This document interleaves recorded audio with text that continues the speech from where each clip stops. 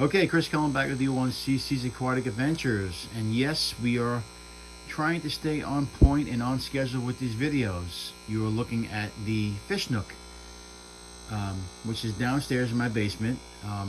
You guys know what we have down here. Um, so we're going to do some updates and some educational stuff today. So in case you guys haven't noticed, I did change some stuff around on the YouTube channel. I did change the picture, the head picture. I got a better picture of the 75 gallon, and also we've changed the future video, so check that out. We got a lot of views in that video. Getting back in education, we're trying to stay in our lane where we started with a lot of the educational stuff, and we kind of got off it a little bit. But I'm trying to get back into it. I want to get people interested in the hobby and give you some recommendations. I also recommended a couple different channels last week, or actually one channel last week that you can check out on YouTube. But actually, there's 3 channels I recommended, but those guys are great and they're very helpful. So this is the fish nook, and like I said, there's a 15 gallon there, 30 gallon next to it, with a mixed barb tank with clown loaches, not clown loaches, zebra loaches and yo-yo loaches. Had those guys for a long time. Very active tank. There's also a flying fox in there, which I love. 2 bottom tanks are 5 gallon tanks. They're actually being in use now. My polar convicts are having babies like crazy.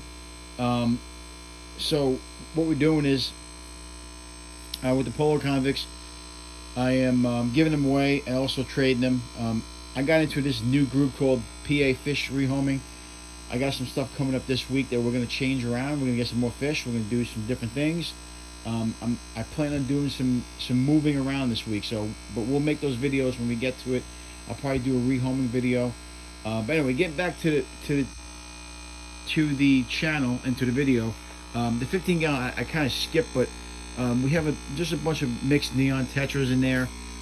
There is some zebra loaches in there, and there's also some pencil fish, which I do love. But we're thinking we're going to be getting more fish. We're going to stock these tanks. This tank's a little bit less than it usually is, but we also have fish that I like to hide in there. So there's about, I would say, 20 fish in there. You don't see a lot of them, and of course the lights are off right now, guys. Let me do one thing. This pump is really loud, so I'm going to try to cut it off. Some people don't like the extra sound, so we're going to turn this off. The pump is really on because of the breeding. So we stop it.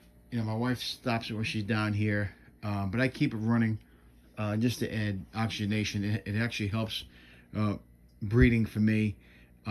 We've done a lot of breeding, and we've actually got a lot of fish. So I'm kind of like dry right now as far as fish are concerned. So anyway, getting back into it, we plan on making some changes, and of course this guy's here. If you don't see it, but there's a couple guppies in there and endlers that we put in there for babies because I was overloaded upstairs with them. We've actually had a little issue when I was away. We're trying to build that tank back up. I did notice some of the mollies having some issues with some tumors, and that happens unfortunately with live bearers. So we're thinking about moving the mollies into this tank. And of course, if you guys don't know, these are convicts down here, and this is a 20 gallon tank and another 10 gallon tank.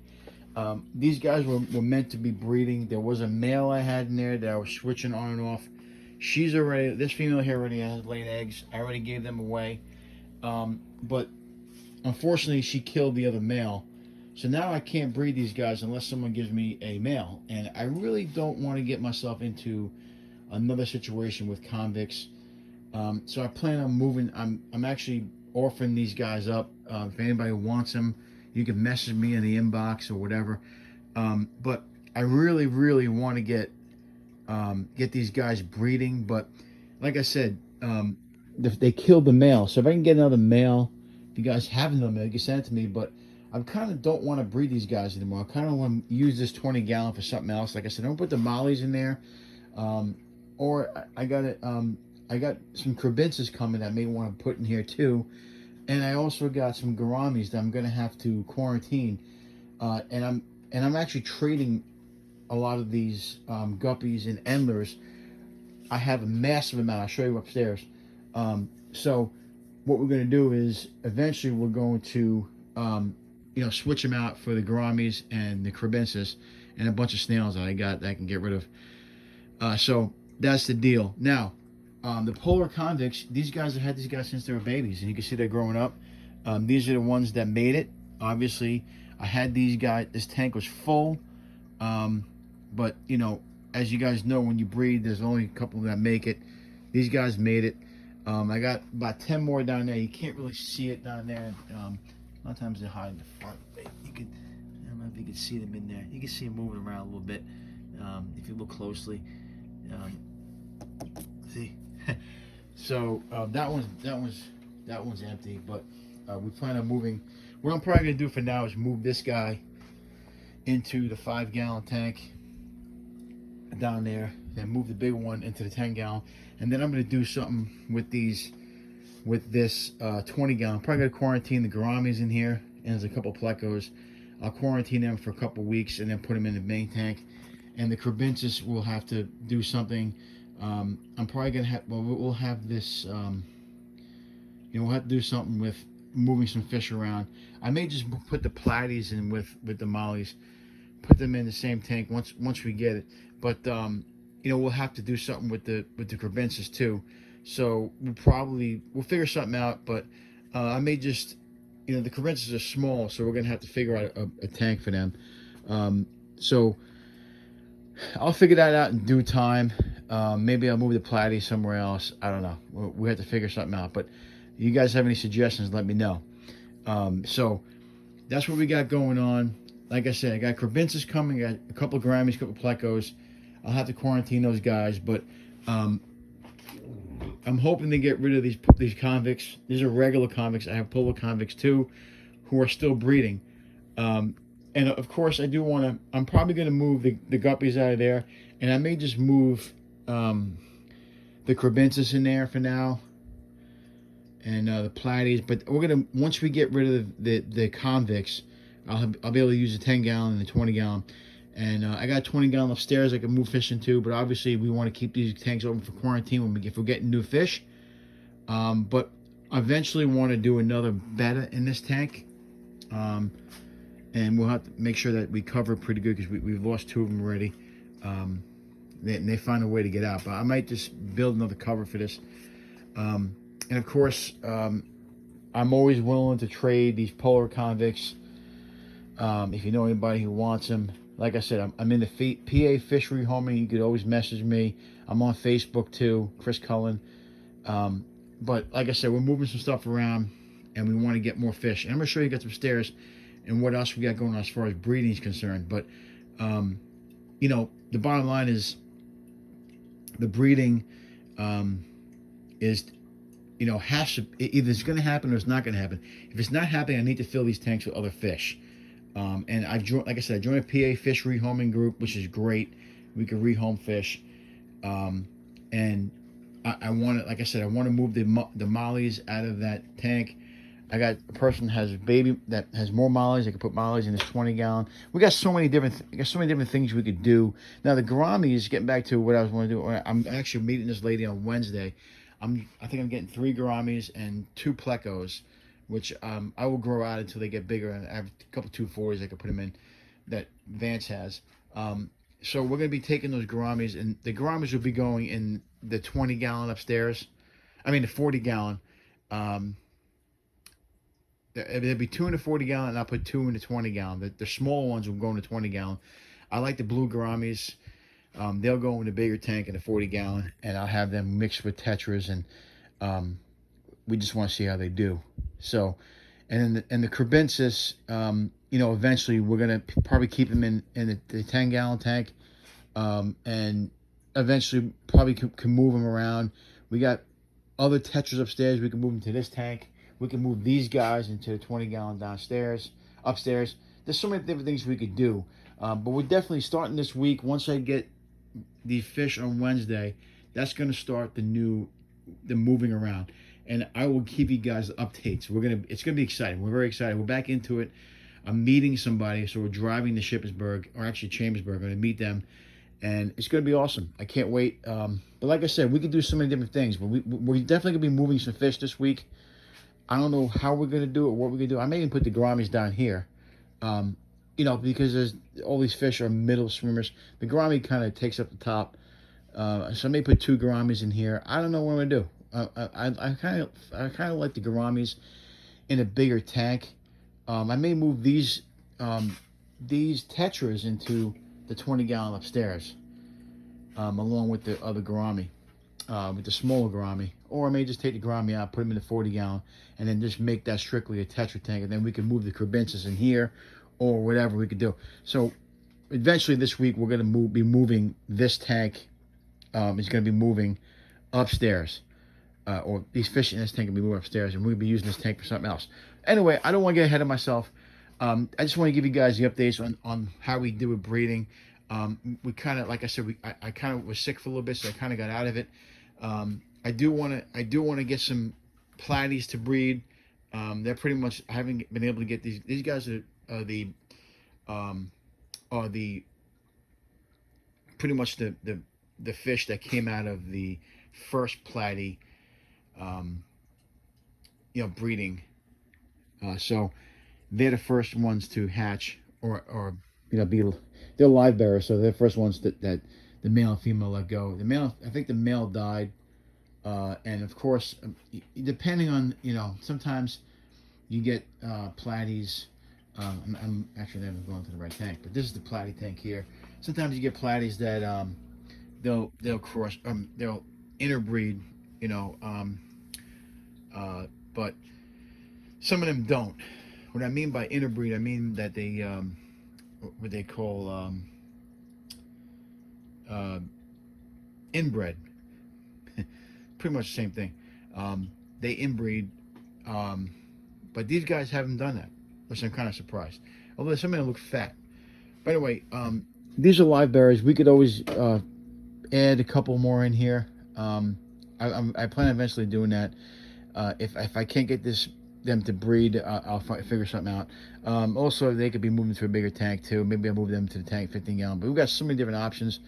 But we're definitely moving fish around. I definitely have to get rid of these convicts. If they're not going to breed for me, I want to do something different. So we'll move on from that. Of course, 30-gallon puffer tank. Unfortunately, we lost the puffer. He passed away. He jumped out of the tank, unfortunately. I think it might have been when I was doing a water change, and I didn't notice him jumping out. So I take the blame for that. I never checked again to see if he got back out. It's unfortunate it happens, but you lose fish, and there's nothing. I can't really put anything else in there with a puffer. They get kind of aggressive towards things that they could eat. I was thinking about maybe a bumblebee goby or something like that, but I don't know. I have to think about that. But I don't want him to eat anything. He's happy. He's a fat one, the big one. He's much happier there by himself. You can see him swimming back there by himself. He's just a leopard puffer. But, obviously we're not breeding him. But we're going to we may add fish to this tank. Like I said, I'm excited about the PA fish rehoming.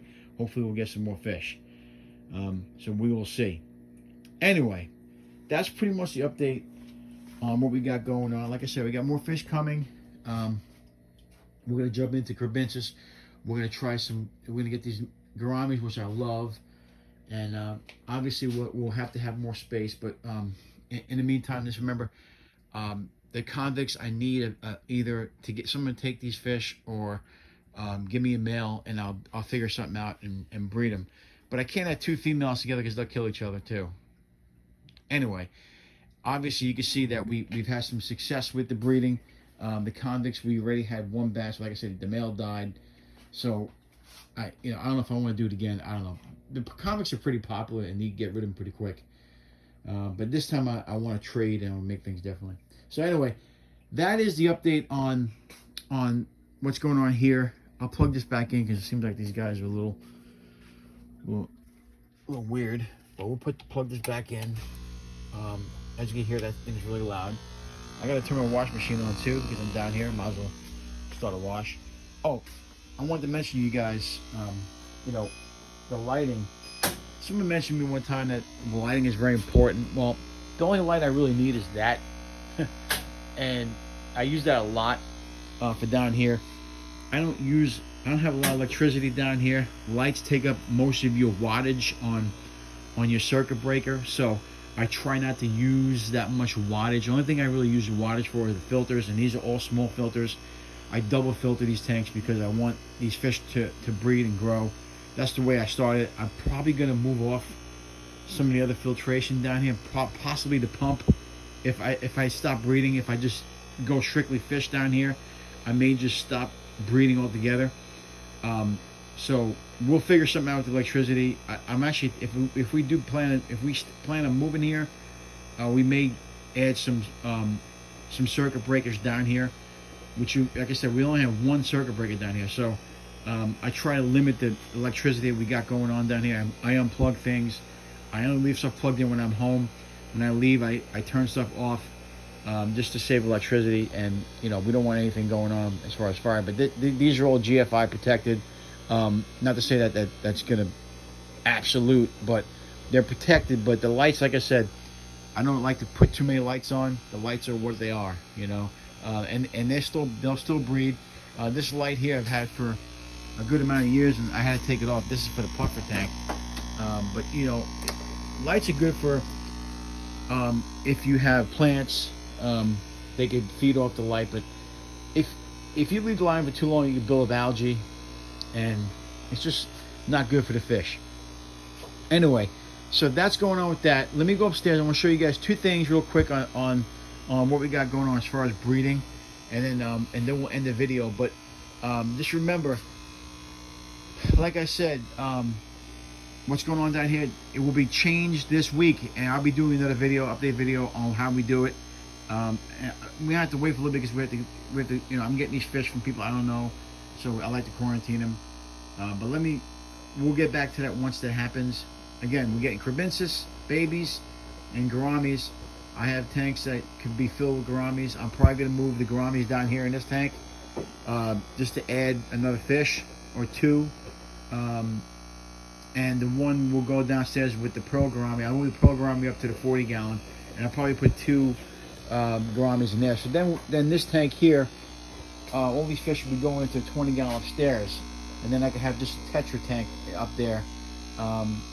And then we have this tank free for anything else. Maybe I'll put the convict in there, and then we'll have 20 gallon for the mollies, whatever. But I'll be making a video this week. I probably should have just did it today, but I'm probably gonna do it tomorrow because I'll be home all day tomorrow, and I'll probably start moving fish around and get these tanks opened up for more fish. So let me go upstairs, guys. Sorry about I'm really explaining this to you, but the breeding, like I said, we've been pretty successful with it. The convicts, the African cichlids we got rid of because I just don't keep African cichlids anymore. The polar convicts, regular convicts, and of course we got all these live bearers. And this is the guppy tank, guys. As you can see, we had a big problem with snails in here, and of course this plant here, the Amazon sword, is kind of dying. You see this one fish has got some tumors. I can't do anything about it. I turn the camera away right there.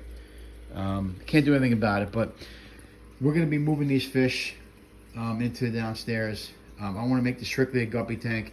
As you can see, we got a bunch of fry in there, and we're going to get rid of some of these guppies and endlers. And of course this tank does so well, but I did lose some fish when I was sick. But we love this tank in the living room. I don't want to get rid of too many of them, but there's a bunch of babies in here, and I think once we get rid of the mollies, the babies, you'll see more babies in here because I'm thinking the mollies are predating the young. So that's why we have to get rid of some of these. I want to move these mollies. So the the mollies are going to be going to the tank, and I'm trying to get more mollies to breed with them. And we'll, like I said, we'll eventually move these guys. Maybe I'll put the platies in there. I don't know. I don't want to crossbreed, which really they haven't crossbred in here. The molly might have crossbred with a guppy at one point, and that's why they got the tumors. Unfortunately, they're going to be dead soon. I think there's 2 in there that have tumors. I can't do anything about it. It happens. In case you guys don't know, when you do mix live bearers, it's possible that could happen. I didn't have any, when we moved here, I didn't have anywhere else to put them. So, we cut down a lot of tanks, but now I finally moved these guys, and like I said, I'll have, this tank will look barren a little bit, but I'm going to be moving some stuff around and just make this strictly a guppy tank, and then we're going to move the mollies downstairs. That's coming this week, guys. So, but again, just like a little lesson, like I said, for the longest time I didn't really care. I was hoping the mollies would breed more, but these are all out of one particular, these are fry from one particular parent. So they're probably not going to breed. Like I said, but downstairs, inbreeding is possible, but I don't really want to do a lot of inbreeding. That's why we're gonna do these PA fish rehoming, and we're getting involved with that. This way I'm spending any money on fish because my wife doesn't want me to, but it's a good way to get more fish and a good way to give these fish a better life. Anyway, that's that tank. We love the stand that my neighbor built. It looks great. It's a great tank. But like I said, we'll move fish around. I don't know what I'm doing yet, but I know this is going to be strictly a guppy tank, and we'll let them survive. So, moving on, I'm going through the house, and like I said, I don't edit videos anymore. But this is the garage. You guys know, we got fish all over the place. We don't do any breeding up here. The only thing we do have is these 2 polar convict guys are still in here. I just took out about 10 babies in here, and I've gotten rid of a bunch. But they're at it again. You probably can't see it, but there are eggs in there that are about to hatch. These guys, if you don't know about polar convicts or any type of convict, they just will have babies nonstop. Okay, and this tank is a little bit small for them. So at one point we left the babies in there, but they started eating them. So, and we know it's too small, but I have no choice but to put them in here. There's nowhere else I can put them. When we move stuff around, maybe I'll move them to a different tank. I don't know yet. Like I said, I'm not sure. But as far as them breeding, they live great in here. When the babies are hatched and live for a little bit, I will take them out and put them in the 5-gallon tank downstairs, and the 10-gallon will be the overflow of the babies. But if you guys want to really enjoy watching fish breed, the polar convicts and any type of convict are the best to have. Only if you put them together, though. So, the difference between live bearers and guys who lay eggs, or male and female lay eggs, are live bearers are pretty much just drop their babies in the water. Now, they could be predated depending on what the size they are. As long as you leave good cover, you should be good. Now, the only difference between that and these guys is if you put these guys in a tank with other fish, they're going to be aggressive. It doesn't matter how big the fish are, okay? They are aggressive. They're aggressive with me when I put my hand in there. They don't want anybody near the babies. They're highly aggressive fish, okay? Now, we do have some algae growing in this tank, but I got to get in there and clean it. I do run a filter on top here. This is one of the old Eclipse filters. I usually run this filter sometimes when I see a lot of debris in there, like it is now. I'm going to go in there and scrape the glass, and then I'll run that filter tonight. It's just really loud. So, like I said, I wanted to put those convicts downstairs in that tank, but this tank, believe it or not, you can see how peaceful it is. No one's attacking each other. They know it's feeding time. They know I'm in here. They want to eat, but they're all pretty big fish, and we're not going to add a convict in it to mess up the